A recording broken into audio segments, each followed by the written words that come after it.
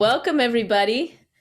I see everyone filtering in. Thanks so much for being here. My name is Dr. Shamini Jan, and you have joined the Consciousness and Healing Initiative Ask Me Anything session. All right, Becca asks, what would you say to undergraduates pursuing careers in healthcare related to their exploration of spirituality? I see that they are eager to talk about spirituality, but sometimes anxious about being perceived as unscientific or unprofessional. And hi, Robin. Becca, that is a great question. And we get asked this question a lot. As you can imagine, at the Consciousness and Healing Initiative, we get emails often from students who ask, where can I learn more about the biofield? Who can I work with to study it? And how can I talk about this to my colleagues?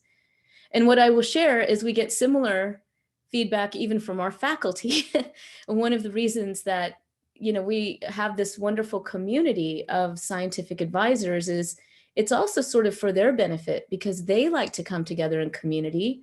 Often they can't talk about their interests and their research in spirituality and in health and in consciousness. So we really try to foster that meeting ground, both for faculty and for students.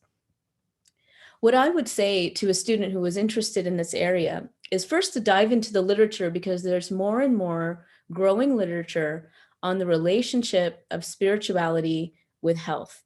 There are even questionnaires that have been developed by Fetzer, for example, over a decade ago, which have taken, rigorous approaches to quantifying through questionnaires, validated questionnaires, things like daily spiritual experiences and others. And so the growing body of literature suggests that it is okay, of course, to not only talk about, but to measure spirituality and its relationship with health. And in fact, I think that there are more and more working groups, even within the NIH, that are forming to study this. So the key, of course, for undergraduates is to find a mentor who, even if they're not studying this themselves, is open to mentoring a student who's interested in such things. And I can share my own personal story with that. As many of you know, especially if you've been watching the Science of Healing Summit with myself and Dr. Paul Mills. Dr. Paul Mills was my PhD mentor. And when I decided to go to the UCSD SDSU Joint Doctoral Program in clinical psychology, I was supposed to work with Dr. Michael Irwin, and he had just taken up an endowed professor position at UCLA. And, for personal reasons, really, with my fiance at that time, I needed to stay in San Diego. So I had to find a new mentor.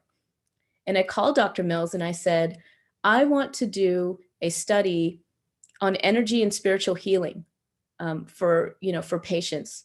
Would you be open to that? And in fact, Paul, even though he had no research in this particular area and it was very edgy for a graduate student especially to do, said, yeah, I can support you.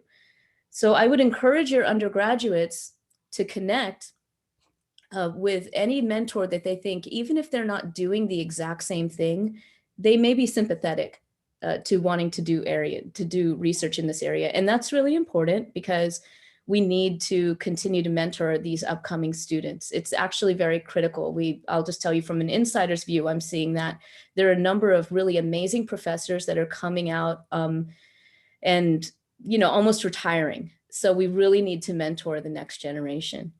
So with that also, I want to thank you guys and thank you guys for hanging out because Joe has joined us. He is here with us now. So Joe, so glad you could make it. I don't know where you are these days. I have no idea whether you're even in the US. So I'm glad that you were able to dial in with us. Yeah, no, I'm really sorry. I'm in Colombia and there was a little internet problem and then there was like a time zone little freak out that I just had, but I recovered. That's great. We have suspected as much because we've had similar things happen this week with other friends who are, not in the US. The time zone thing has thrown everyone off today. I'm so glad that you were able to make it. And thank you all for hanging on and waiting for Joe. I'll just give a quick introduction. Some of you may already know Joe very well, but just speaking about Dr. Paul Mills, Joe and I were both mentored by Dr. Paul Mills. He was actually Joe's postdoc mentor. Joe and I met many years ago at UCSD when he was a medical student and I was a graduate student. So I've been following Joe's work for a long time. He is an MD and practicing physician. And several years ago, followed a heart calling, I would say, Joe, if I could say this, to go to Colombia and explore healing from Peru. I'm sorry. Yes, you're from That's right. But I Colombia. just You was a went to neighbor. I Peru. mean, that's where I am now. Yeah. And you co-founded an ayahuasca healing center. So Joe, maybe we can start with that. You could tell us a little bit about your journey there. Okay. Yeah. Well, thank you for having me, Shamini. Sorry I'm late. Sorry, I apologize. And it's great to be here. And part of everything Shamini's doing is always amazing. Mutual following of career. Yeah, I was, I went to UCSD medical school, and then I started getting depressed in medical school and struggling with the system and everything. And then I ended up getting involved with peyote back in Arizona. And then that really turned me on to this like plant spirit medicine path and the potential there. And I got very curious. My family's from Colombia. So that's why I'm down here right now. So I knew about the Amazonian plant medicine tradition. I knew about the ayahuasca and what in Colombia they call yahe. But I waited from that was like 2000. I did peyote, then kept on my training, finished residency at UCLA Family Medicine. So it wasn't until 2007 that I went to Peru the first time. And I went there and I had a big healing, and then got really involved, started bringing people down, got involved with the shamans, and opened a healing center there. And so that's a little bit. I don't know. I don't want to drag it on. See what else people have to say. Yeah, no, that's great. And this is an Ask Me Anything session. So we are going to really focus the bulk of our conversation and conversations with you all. So please do type in your questions in the Q&A if you're joining us here on Zoom. So I will start with a question that I think is directed for Joe. I know that some of you were sending questions to me earlier when we were waiting. We'll go for the questions with Joe. And so if you would like to retype your question in for Joe, please do. So here is a question by an anonymous attendee. And here's a statement from this person first. The concept of conscious versus the subconscious mind in the context of disease and healing and how those interplay with the quantum realm is indeed a revolutionary shift in the paradigm of medicine. My question is, how do all of these apply in pediatric diseases, particularly those affecting young children, say 1 to 7 years of age, who have not learned about things like placebo or nocebo? So I think what this person is saying, we know that the role of the subconscious plays a role in healing. And we do spend a lot of time talking about adults and talking about childhood experiences as they affect the adult experience, right? But if you're working with a pediatric population, a young population like that, 7 years and younger, how do you see sort of the role of the spiritual healing, perhaps, and the working with the subconscious in that realm, Joe? I know you're not a pediatric physician, so. Yeah. Well, it's an interesting question. I think that, there's, even at that age, whether, we talk about childhood trauma or the energy of the trauma subconscious affecting them, emotional disturbances and all that kind of stuff. Let me shut off whatever this is. Something's clicking here. I don't know what it is. And I mean, they're still affected. There's kids that get affected by the same traumas as, if there's something genetic that's evolving, I guess that's a little more cut and dry, but then there's the epigenetics around the potential manifestation of whatever illness that is, that's going to be influenced by in utero experiences in the womb and by early childhood experiences. And then you have the ancestral experience. So from a spiritual, like in the quantum realm and all that stuff, with the kids, they're still going to approach them to, like, from a traditional perspective, concerns about ancestral energy, family energy, social energy around them, the experiences that they may have had in their very young experience or perhaps in the womb that could affect them. So those are all subconscious experiences, even though perhaps they haven't developed like an adult consciousness, they still have that child, inner child, subconscious, whatever we want to call it, that's there. Throughout all that time. So it would still be addressed directly, I think, by the traditional kind of path. I don't know if that answers the question, but I think that you're saying, yes. So you unpacked a lot, a lot of what the child might be carrying in the subconscious from sort of a more traditional healing perspective is not only what they've been born into, say in the last 7 years, but whatever they're carrying in their ancestral line and things like that. So shamanic approaches, for lack of a better term, are still very appropriate to use with young children. Do you have any suggestions on how one would work with a child in this way? Well, I think that, for example, like let's say these energy healing techniques that you've studied, I don't know if you run into that, but down there, there's a lot of people that would do, Reiki or for other forms of energy healing, or down in like in the Shipibo territory in Peru, working with healing song. I'm trying to figure out what's wrong. Oh, okay, there it is. I think I can stop that. Um, they would do that with a child. I mean, without adding any kind of substance or anything like that. There's all Mhm. kinds of they're popping up over here. So, I mean, I think you could still do all those kinds of things. I just, to me, it's not necessarily different as far as placebo nocebo, and like, is that what's wrong? Like, we're trying to. There's an energetic side of things, is basically what we're getting at with this question. So this question is kind of like, to me, it's like we're hinting at this quantum field, this area, but from that full perspective, this is an energetic issue. There's an energetic issue that resides even when the person is not conscious of it. Mhm. Like that's what that looks like when this trauma, when these people have repressed traumas, and they head into their adulthood, and some of these things start kind of leading to illnesses, that then a resolution of that repressed trauma ends up or a processing or release ends up helping them heal generally, you know. So it's like, okay, now it came into their consciousness now through, let's say, some kind of experience, and all of a sudden become aware, oh my God, I think this happened, and then later it's confirmed that that happened. So there's an energetic thing going on, Yeah. despite whether or not we're conscious of it. So the placebo nocebo, yeah, I guess that affects our conscious kind of relationship to whatever this thing is, but there's still that thing that's there Mhm. underneath. Mhm. Yeah, it makes sense. I mean, what I hear you saying is all of this stuff that we sometimes call subconscious or even conscious, quite frankly, is felt and experienced and somehow recorded, if you will, in the biofield, right? In this Yes. energy field. And so when we engage in things like shamanic healing, energy healing approaches, prayer, perhaps as well, I would suggest, these are Yes. ways of working with those energetic in our tradition, we call these sanskars, right? Or sanskars are vasanas, which are, kind of the habit patterns that form out of these memories. And the memories themselves are sort of more sanskars, and those can be ancestral as well as, in this life. So by working in these spiritual ways, we can address those disturbances, which, are very much reflective of the subconscious mind or reflect the subconscious mind.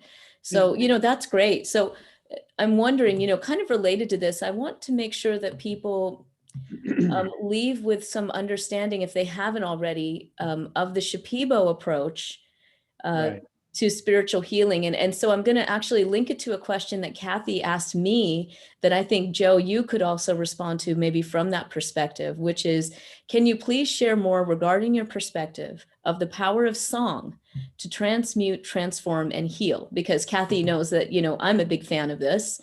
And I also learned from you, Joe, about the power of Ikaro for healing. And so I'm wondering if you can share with us from the Shipibo, perspective, what is the power of song?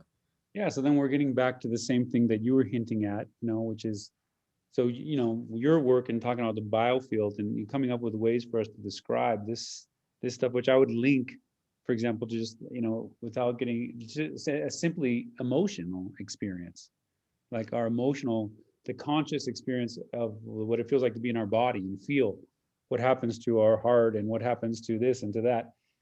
And so, obviously the human being is very like affected by music, hence the sold out rock concerts, stadium concerts, where everyone is going to tune in to a vibe and feel, and just the love for music and how people connect emotionally to it so easily. And so then now we see that there's this connection. And so between the artist and then the person, and something's exchanged, and you actually feel something, you feel something.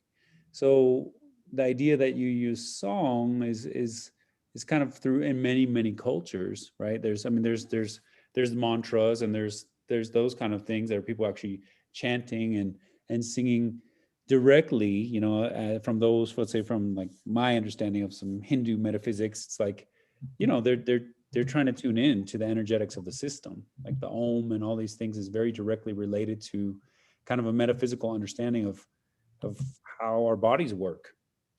So then you have like Native American stuff, where the song and chanting is a big part of so many kind of healing ceremonies in North America. And then in the Shipibo world, you have this Ikaro, which is more about, it's like a step further in a way, or another step, which is all about this plant medicine energy. So it's about training and learning to connect with the healing kind of frequency and vibration of certain plants that are regarded to have this spiritual kind of property, and then channeling that energy. And then for two reasons, like one of them to try to help work with the person the way an energy healer would, to try to clear and clean and address.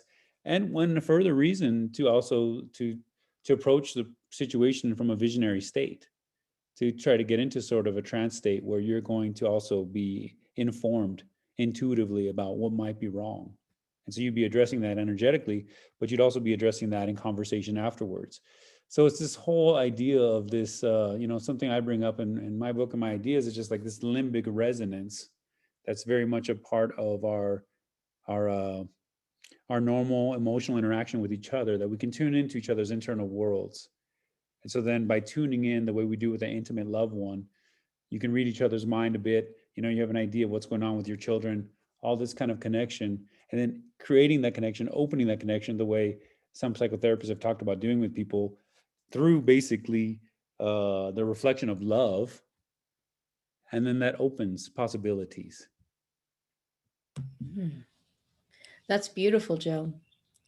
So, it's interesting because when I had conversations with you about the Icaros, the way you had described it to me made me feel that the ayahuasca was really just a tool to open to the spiritual dimensions, and that the shamans who were singing the Icaros were essentially calling in the spiritual guides to help with the healing.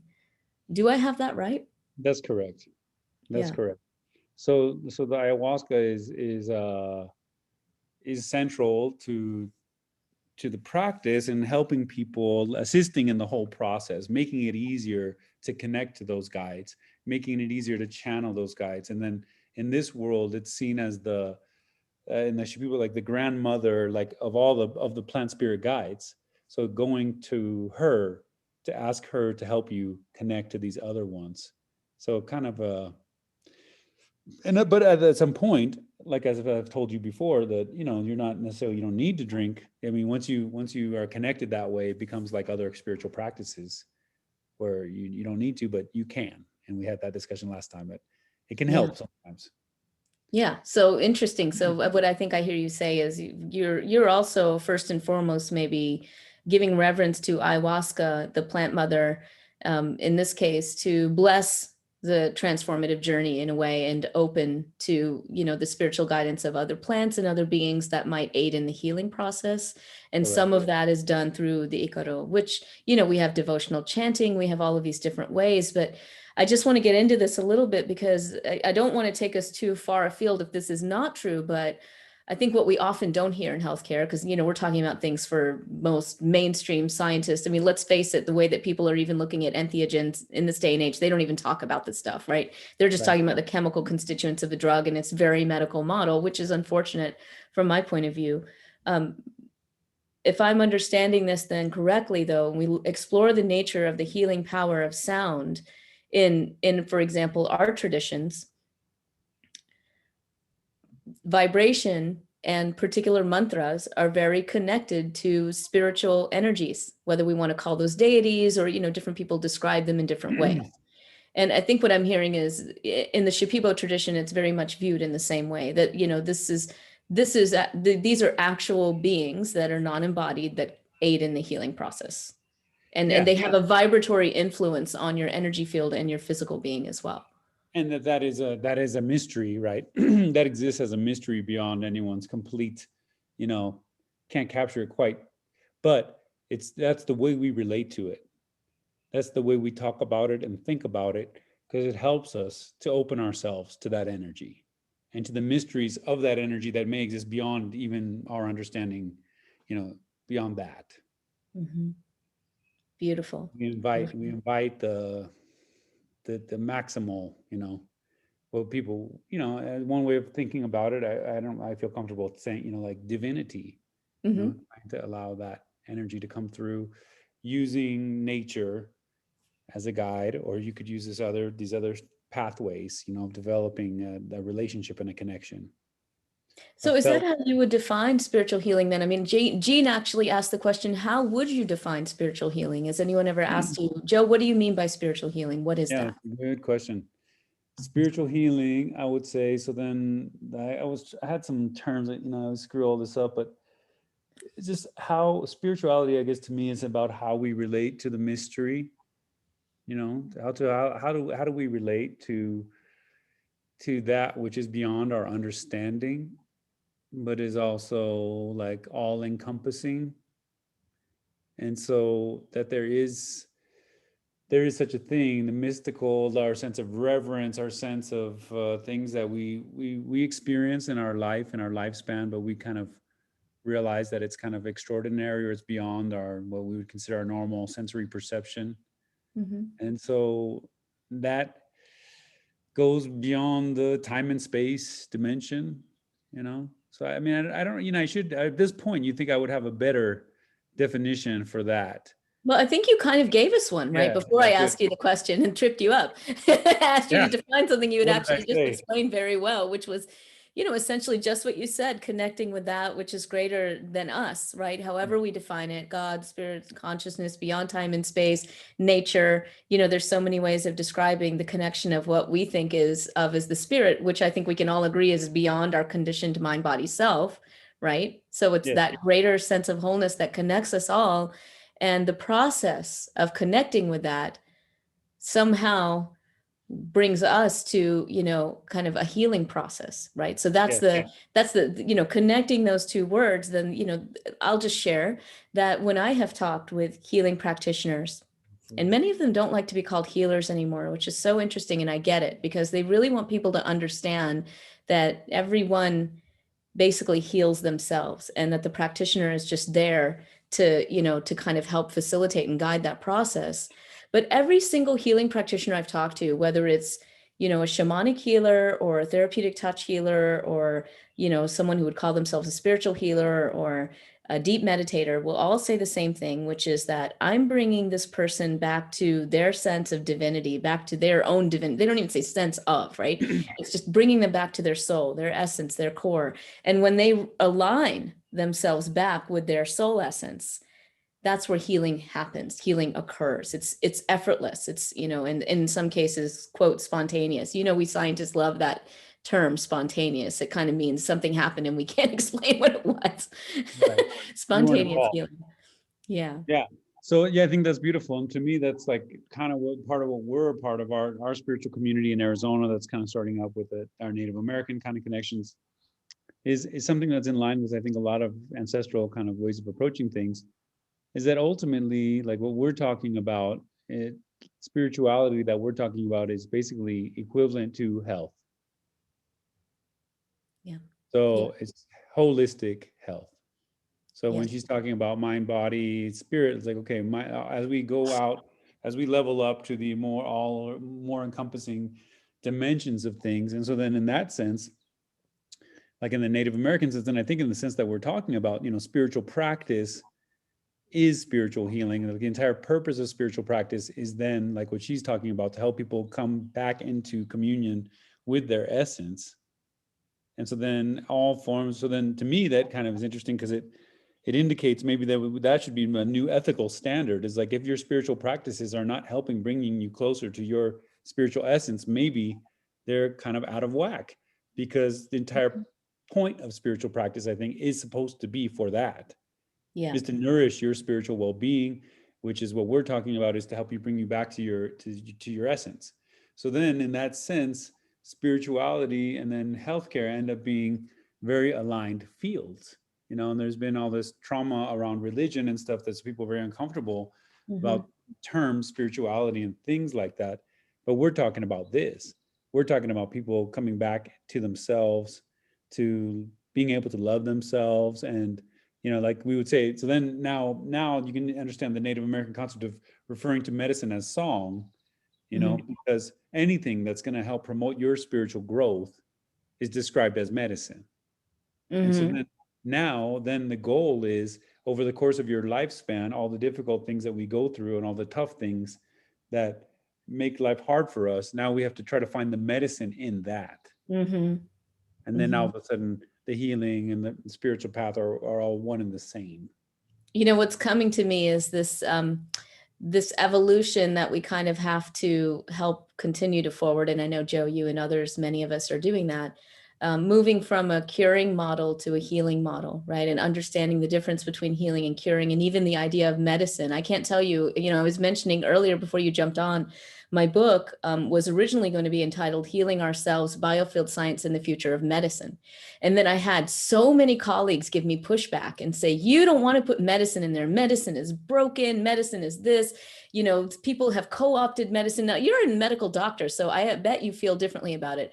I ended up saying, you know, biofield science and the future of health, because to what you say, okay, so it's all about our definitions. But as you know, our definitions are important because we're kind of helping shape the reality for our patients about what is possible. So for you as an MD to say health is about, you know, your spiritual connection, right, is very Yeah. powerful. And as you know, a lot of MDs, you know, are not necessarily trained that way. So I want to jump to a question by Lori, because it really relates to this conversation. And Lori asks, what do you see, Joe, as the current state of acceptance of the idea of integrating consciousness and spiritual healing principles in the medical community? And do you have any suggestions for how to approach conversations about spiritual healing with medical professionals? It's a great question. Yeah, great question. So yeah, I think the current state, in my opinion, is better than it's ever been in my lifespan. So I think it continues to improve. And so my approach to this direct question over and over again, and it's rooted in kind of my time at the Paul Mills Lab and, you know, and Chamonix's work and things like that, is emotional health. So that's the focus, that's the bridge to talk about, because they're not in denial of emotional wellness. They're open to talk about depression and anxiety and grief and loss of a loved one and all those kind of, even trauma, even childhood trauma. You know, these things are just standard. You know, just even in the world of clinical research, depression is measured by a, you know, a qualitative scale, like people answering questions about how they feel. Like that's the truth. That's actually the rock bottom, you know, that they're leaning on, is you're asking people how they feel. And so this emotional health and all the research around that, and then additionally with the kind of work that Shawnee and Paul Mills does and so many other people do, is the emotional biology. That there's a biology that we know is part of that. It's been studied out the wazoo in so many different directions in animals and humans and everybody. So to me, that's my big argument that I try to make all the time with people, is like, let's look at that. Mm-hmm. Because, and the reason I say that is because when I, in my book and following those cases of people who had a spiritual healing process, that's how, that was their experience, you know, that they described. The shaman says, yeah, for sure, that was spiritual healing. The person says, yeah, I think I did actually.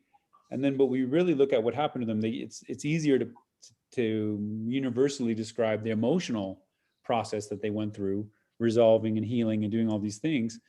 And then, you know, then you can start connecting the dots to like, well, actually, yeah, that there is some physiology that we know is connected here, connected there, connected here, connected there. So emotional health and its biology, which we know if you just glance, you know, it's so influential in modern medicine. And so then that's the way to focus. So now we're trying to promote this kind of profound emotional healing, even some of these spontaneous experiences that Shamani's talking about. That's what we're trying to promote. So now we want to know who can do that, you know? Mm-hmm. And it turns out, oh, you guys can't do that, but that's what this person needs actually. Mm-hmm. Like they've been spinning their wheels with you for about 2 decades now. Yeah. So then the other way to get through to people is over the actual care of their loved ones. Because we're not talking about statistics. That doctor, that scientist, they have a mom, they have a brother, they have a child that's struggling with this kind of stuff. So their mind is going to open up real quick when it comes time to find help with that person and they can't find help. Yeah. So the two ways to push for me is the emotional biology excuse. And then the other one is like back to the heart of medicine, is like we are just really trying to help people and trying to be more effective, Yeah. which is what science is trying to help us get closer to. Yeah, I really appreciate that, Joe. And that's certainly been my experience in talking with physicians. Particularly, I find them much more open than some scientists because they are holding that heart of a healing practitioner, right? And in the end of the day, they want to know, will this work for my patients? Is there any credibility on it? And what is the benefit to harms ratio? And most doctors, that's in my experience, that's what they really care about. And so I think I love your suggestion to, explore the connection between spirituality and health and emotional health as part of the entree. And certainly lots of hospitals have, for example, chaplains. They usually call them in, particularly during end of life, but not always just end of life issues, right? So they have some familiarity there. I think, as I mentioned earlier in the hour, there is a growing body of research in spirituality and health that one can always call upon. When we socialize these areas of energy healing and whatever, the first thing we usually do is share the existing data with our physicians and others so that they know that there really is some research base to this. So that research is also out there. I also really appreciated what you said, which is ultimately, and this is often how it really happens for decision makers, everybody really, it's all based in personal experience, right? So maybe another way to explore the integration of these practices into healthcare is to give these, doctors and administrators the experience of, of spiritual healing, however we define that and however we describe that, so that they can see the benefit, whether it's for them or, like you said, a loved one, right? That has certainly worked as well. And I would just add to that, so then because we know that some of these hardcore scientists and some of the resistant doctors, as you've just said, like basically they haven't had the experience. And what that comes down to is because there's a lack of opportunity for a lot of those people. But my experience about this spiritual healing and what it requires, like three things, is as far as ceremony goes, the person needs to be safe, legitimately safe, kept safe, from any kind of harm. Number one, it needs to be a place where they can be vulnerable, like genuinely vulnerable, that's safe to be vulnerable. And lastly, it needs to be a space that exists beyond judgment, which is where eventually it helps when people are transcending their minds through meditation and through all these kind of spiritual practices, so they can hold a space without judgment. And so those three elements, is what is so useful when you're trying to help people in this way. And those are the three elements that a lot of those people have never had in their life. Definitely not in their professional settings. They're not, it's a very judgmental environment. It's not a safe place to be vulnerable. That's unprofessional. And, it's not safe for those things. So then we have to have compassion, for those people and realize, well, yeah, okay, it seems like they're being a stick in the mud or whatever, but really it's coming from that place that it has not been safe for them to open up and be honest about their emotional experience in life in a professional setting, because everybody's having it. They might talk one way, like you said, out in the open, but when they go home to talk to their loved one, it's a different conversation. I would go ahead and say Yeah. every time. So it's just Yeah. a human experience. So letting people having the compassion, and then like Shamini saying, trying to provide ways to show them what this is like. In a safe space where they can share their vulnerability. I just want to echo that. And I was saying at the beginning of the hour, Joe, that was part of the reason for the formation, for example, of the Consciousness and Healing Initiative, to provide that safe space, even for scientists and MDs, to have that experience and talk with their colleagues and explore their, even their scientific passions for this area. Richard Hammerschlag, our research director, is fond of saying we're bringing the biofield and consciousness and healing out of the closet, because, Right. but there is really this closeted, as you say, personal experience that people don't always feel safe to share. So I loved what you said about sharing, the safety about it. It's Yeah. so important. Here is an interesting and really interesting question, actually, by Justin, for you about research. And so I'll just read it for you, Joe.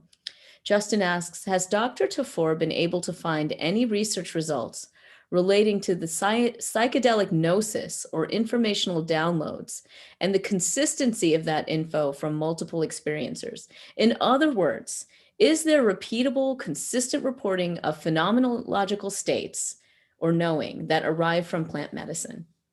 It's a really great question. It's a great question. I don't know that I don't think that research has been done. The beginning of that kind of research is the mystical experience research that kind of got spearheaded by Johns Hopkins and all these people that they were saying, okay, whether as they study the neuroscience of what happens to people in psychedelic states, they're saying, okay, this default mode network and these different networks shift their function. And then there's a mystical experience. They have a scale where they say, oh, what we were talking about earlier, did you lose sense of time and space? Did you have this sense of gnosis, some knowing beyond your previous understanding? Did you feel an oceanic boundlessness in communion with the universe? All those kind of things.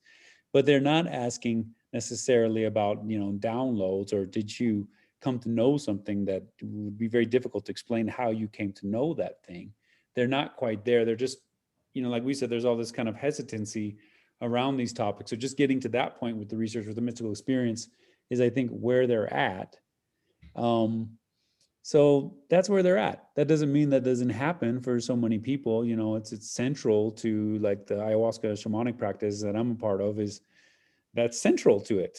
That your intuitive connection with visionary states and with the ayahuasca and all the magical mystical things that happen, that it's central to the practice.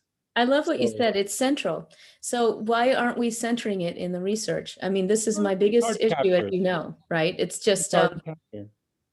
I mean, there's it's not really that hard to capture, though. It's standard mixed methods research, and we're taking those models for the biofield work. It's not that different. I have to I have to share that I am a bit disappointed that the community that is behind the entheogen research right now is sort of pandering to the sole sort of materialist model of, if we show brain changes, it's real. Okay, and look, I grew up in cognitive neuroscience. I understand the value of neuroscience. I'm not anti-neuroscience. My degree is in psychoneuroimmunology. I get it. I understand that these things are important to measure, particularly when we're exploring these physiological pathways of health. But why do we choose to stop there? And why do we choose to ignore what you say is the central part of healing, which is this mystical spiritual connection? It's not hard to study. And it honestly concerns me because, as you know, there are many that are concerned that this is just becoming another tool for, major industry to make money off of in a model that is going to continue to disempower people, and not really help them with what these medicines are meant to do, which is to bring them back to themselves, versus right. now I've got to rely on another drug. No, the fine points, I would say, just to kind of ease the scenario. First of all, it's like these things are currently illegal. So to get a DEA exemption to do clinical research is a major roadblock that's holding up the kind of studies that are getting put out. So these few studies that have been allowed and permitted, okay, is a reality, not just in the United States and Europe and many other places. So they're just opening the door now. They're just cracking the door open. So maybe a lot of them, in my interactions with them, many people who are on the cutting edge of psychedelic research, there's some that are very dry. Many of them are quite open to this mystical conversation. And they're biting their tongue and all that stuff, everything we're talking about, as they're trying to get more space for themselves to do this kind of work. So there's that. And then we have like this idea of, like, okay, big pharma is going to come in and that's all they really want to do, is they just want to do this and do this and do this and do this. And, ketamine assisted psychotherapy is just going to, like, squash it. I can say for myself, I'm on the board of Prati, which is the Psychedelic Research and Training Institute. And they are doing ketamine assisted psychotherapy trainings for people. They're also a site that runs the, again, when we talk about legal experience with clinical, like MDMA assisted psychotherapy, it's within the MAPS trial, period. Mm-hmm. So they happen to be a site where the MAPS trial is happening. So they are at their clinic, they're treating more people than almost any clinic with MDMA assisted psychotherapy because they're part of that trial, because the DEA has permitted that. So then meanwhile, they're exploring ketamine to expand, this idea of psycholytic psychotherapy with these kind of substances or these altered states. And the kind of people who are involved in that work, although there are probably plenty that are getting sucked into some capitalistic whatever, there's so many that are so interested in what I'm doing. They're so interested in spirituality and ceremony and ancestral medicine. And I just got asked by a similar group. Can I come and talk about ayahuasca? Can I come and talk about this? So it is happening that those worlds of everybody that's coming in from the clinical, the scientific models, they end up getting opened up in the process. That is happening. And so the threat of the other side is there, as it's always been there, but there is this other side. So is there a hope that we're going to do this kind of research? Yes. Some people are going to try to do it. They want to do it. It's interesting. Yeah. Well, For I'll me just share because personally, it doesn't hold me up because I'm going to still practice how I practice. right. The people that It's come to not us, preventing you from, it's not preventing you preventing from me. doing what you're doing. It's just Because I not don't really believe. shedding. Yeah. Sorry, Yeah, and Jared. that has an influence for sure, but it's not the only influence. In the case of this ayahuasca practice, we're coming out as a church publicly. We're saying it's a spiritual practice. This is a spiritual healing. We don't need to talk to the FDA. Yeah. When the meditation centers start healing people's insomnia and everything, we don't call the FDA, hey, get over here. They had insomnia. They don't have insomnia anymore. It's like, no, that's spiritual practice. When prayer does the same thing for people, we don't call the FDA on them. So we're doing a spiritual practice. And so then in other words, it doesn't matter. We're pushing that angle, that like allow it to be a spiritual practice, allow people to come to know it that way. And so whether or not they do the research, it may still be available to more people. That's really great, Joe. Thank you for taking that, that perspective and that approach and that stand. I think it's really important, especially to honor, the wisdom traditions where this medicine has come from, right? That's really important. Just on this note, I'll link to Caroline's question because it kind of relates to our discussion right now, which is, can you touch on one or two of the research models that better fit studies of spiritual and emotional healing experiences and outcomes that you're involved with? And I can speak to that, surely, Joe, but I also know that you're involved right now looking at some of the epigenetics of MDMA therapy, right? Do you want to talk a little bit about that? Yeah, I'll talk a little bit. So the MDMA assisted psychotherapy study where they're getting these really impressive results with PTSD, people with on average 2 decades of PTSD, treatment resistant. They've tried a lot of things. 12-week intervention with 3 sessions and then 12 weeks of therapy. They have close to 70% of people at the end of the study no longer have meet criteria for PTSD. So this is a transformational, let me shut this off, transformational experience that's being captured. So then we have, okay, are they talking about in the publications of this research, are they talking about what goes on in there? Number one, what kind of therapists are they working with? How do these therapists approach their work? So I've met some of them, and these are very spiritually oriented people, very grounded and just basically love. And so that doesn't make it into the publication, but everybody knows that's what's going on in there. That these major experiences are happening in these sessions that are so powerful that I would put into the realm of spiritual. And again, it's semantic. Somebody, oh, that's not spiritual. Whatever they want to call it. For me, yes, that's enough. And then these major emotional healing experiences that no one's arguing that's happening. Everybody knows. We're not trying to figure out, where was the subconscious? Was it conscious? What's going on? It's like, no, they had a major trauma. Everybody knows that's what happened. They've been affected ever since. No mystery. Is there follow-up, by the way, on that study? There's follow-up. They already have the first 1 year follow. They published a follow-up of anywhere from 1 to 3 years, I think, as they have follow-ups. Again, prolonged increase in the decreased PTSD criteria from what I read, the last follow-up study. It went from like 60-something% to 67 or low 70s. So in other words, there's hope and there looks like, in a lot of these cases, there was a transformation. Absolutely. It's a transformation. So then I'm saying that happened. I would open, that's up to whoever wants to talk about it, however they want to talk about it. Did something spiritual happen? Well, a lot of these people are going through profound forgiveness processes, profound gratitude, things, amazing experiences with self-love, amazing experiences with compassion. No question, that's happening there. So what happens? What happens to their emotional biology? If they had a big transformation, can we measure that? What happened to their psychoneuroimmunology? What went on in that person? That PTSD, where we know there are known physical kind of sequelae in their autonomic nervous function, all these different parts that the psychoneuroimmunologists have studied the way stress affects people, their HPA axis, fight or flight response, stress response. And then potentially, so that then we know that happens. We know they're going to have shifts in those parts of their body. And then, is there a way to capture the epigenetics? Is it happening at that, very microscopic level? So we measured it, and we're waiting Great. for the results. They're measuring it now. They're That's analyzing great. it. 2 months. Thanks, Joe. I appreciate that very much. And to Caroline's question, which is, about the capturing of the spiritual, emotional healing experiences, what I hear is that this particular very large study, this is a multi-site study, I think, of MDMA for PTSD. That's wonderful. I'll just share kind of comparatively on the spiritual healing, perspective. We consider, and I think many would, healing touch and things like guided imagery that Bella Ruth Naparstak in particular has forwarded. I was involved in a study that was led by Rowney King and Mimi Guarneri with active duty military at Camp Pendleton. The study is published in 2014, where they looked at a combination of healing touch and guided imagery. So there was no, other kind of intervention here, but healing touch and guided imagery for these return to duty military. This was, back when they were still rapidly being deployed.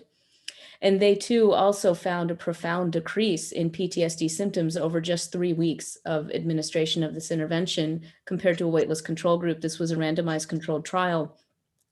So they, measured many things. And one of the things that they also measured, so there were, these, again, dropping beyond clinical threshold of PTSD for these active duty military. There were also decreases in depression and cynicism, which was really interesting. But to Caroline's point of how we measure the spiritual experiences, one thing that we're doing at the Consciousness and Healing Initiative, we're very excited about. We've just conducted a feasibility study looking at a sound healing approach for anxiety during COVID. So we just completed the study. We did it in the fall of last year when everyone was being socially isolated. And we wanted to see whether there was an approach that could really decrease anxiety for people. So we brought in people who actually had clinical threshold levels of anxiety. They met criteria for generalized anxiety disorder. And we explored whether 3 weeks of sound healing would decrease their anxiety. Well, we're writing up the results now. What I can tell you is it did profoundly. They also dropped to sub-threshold, meaning below clinical levels of anxiety using standardized measures. But what we also did was we just did simple mixed methods designs. These are very tried and true approaches that, I know we have holistic nurses here. They're very familiar with mixed method design. You ask the patients, you interview them, you capture the content of their experiences, and if there were, we did tap for spiritual experiences with questionnaires, which is very easy to do. Joe mentioned Johns Hopkins has done this.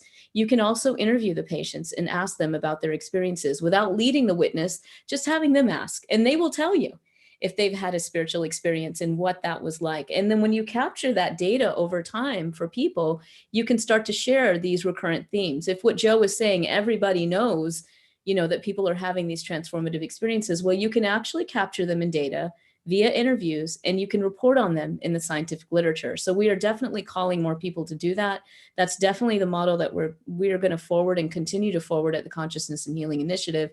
Mixed method design is absolutely crucial in my view, and I think in not just mine and many's, for us to be able to capture the spiritual experiences that are happening in these interventions, whether they're healing touch, whether they're ayahuasca. We can actually capture this centralized role through research and be rigorous about it. We'll share more with you guys about this study. We're going to be raising funds for a randomized controlled trial for that study soon. And we're really excited to share the details of it. I'm going to just point to, there are a lot of really wonderful questions. Thank you all for this. I would like to address maybe this question by an anonymous attendee. Joe, it kind of harkens back to some of this discussion with children, and I wonder if you have some perspective here. So this person shares, one subject that I don't think has been discussed yet is the concept of previous lives and how regressive hypnosis, as an example, has helped in unresolved chronic psychological or physical problems.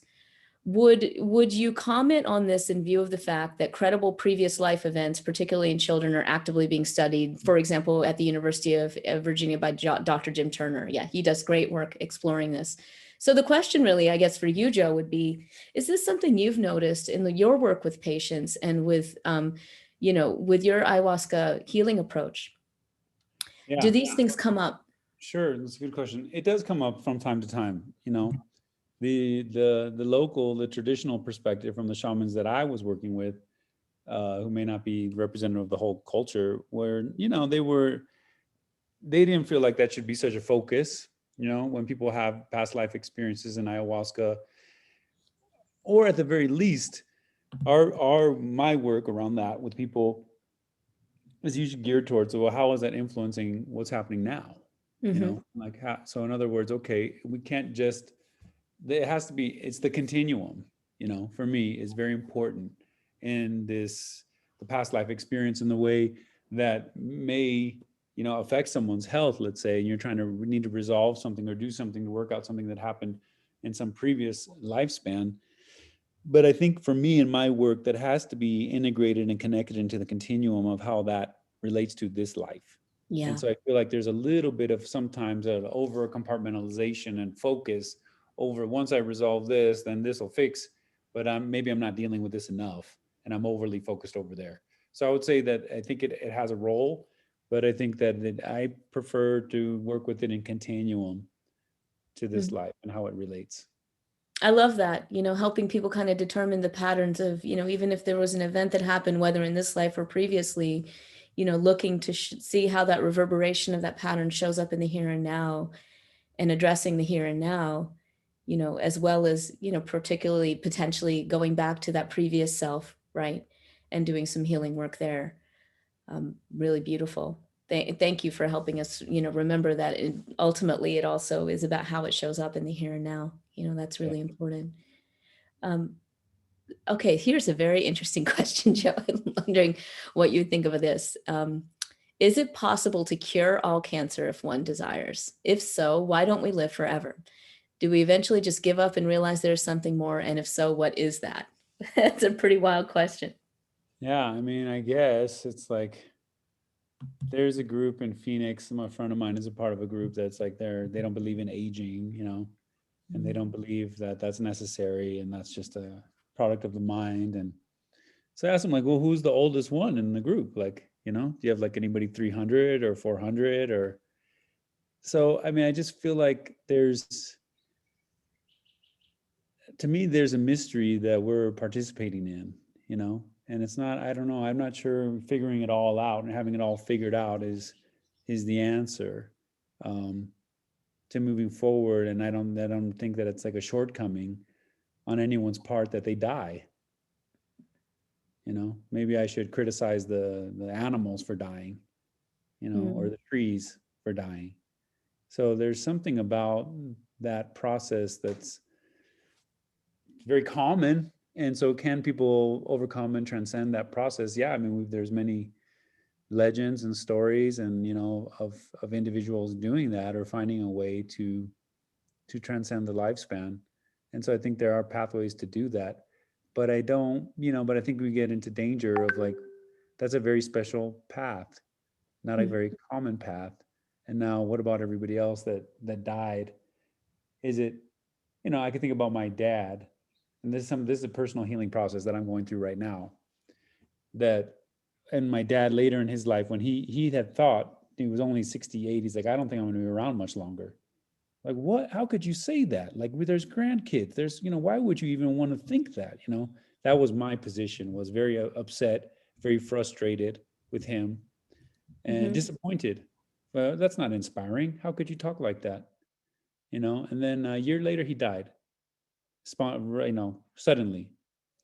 And when I look back at that time and the time I had with him, is I just wish that I appreciated the time I had with him in whatever mental state he was in, instead of thought about him like shunning him for thinking that, because he's gone. And I wish I would have thought differently and been more open and accepting to where he was at and shared that moment with him. So I'm just throwing that out there because I just feel like that's some of these wow. spin-offs of Mhm. this statements like that, it makes me think about things like that. Yeah, Joe, wow. Thank you. That was a beautiful, beautiful personal reflection. Thank you for that. Yeah. Hmm. And thank you for your time with us. And thank Yeah. you for everyone who joined us.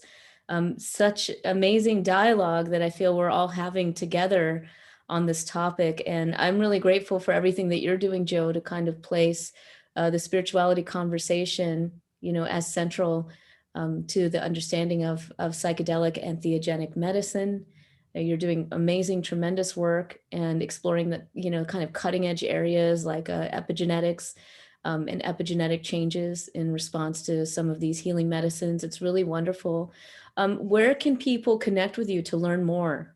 Yeah, they can go the two main places. Well, I'm on Instagram. I'm on Instagram. There's a link tree, so you can connect to a lot of things through the Instagram link tree, or through the websites, drjoetafur.com and modernspirit.org. Great. I'll Great. take Yeah. it. So y'all do please check that out. And if you haven't checked out the Science of Healing Summit, Joe had a wonderful conversation with Dr. Paul Mills.